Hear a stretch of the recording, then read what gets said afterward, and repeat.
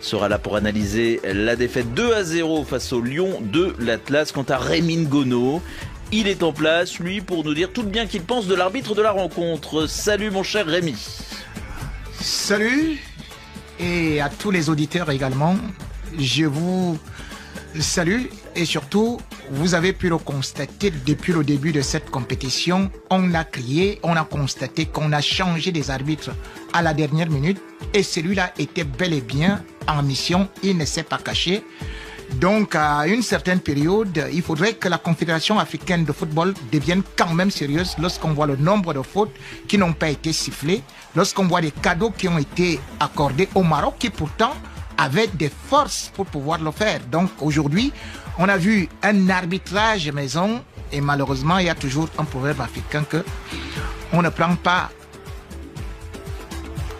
un faucon pour être le juge au procès des poules. Eh bien, Rémi, quelques minutes après une défaite des Lions indomptables, c'est quelque chose. Le Maroc, donc, file lui en demi-finale. Notre capitaine est avec nous.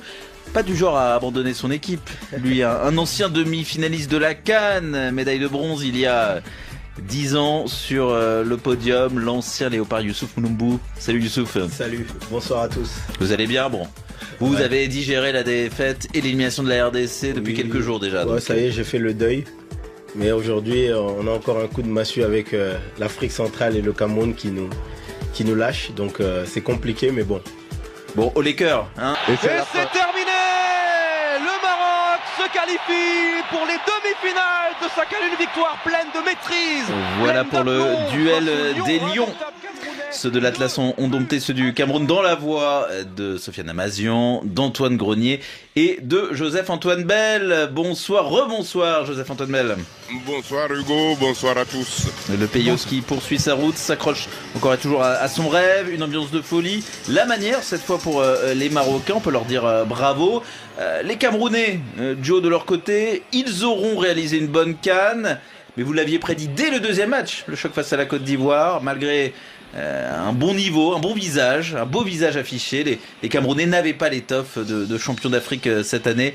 Ils ont touché leurs limites ce soir. Oui, malheureusement, mais bon, c'était prévisible. Je le répète, une CAN, ça ne se prépare pas les 2 dernières semaines. Vous ne pouvez pas faire cela sauf à être des génies. Et on attendait de voir si la seule équipe qui avait choisi cette voie-là serait celle qui va gagner la CAN. Ce n'était pas possible. Donc,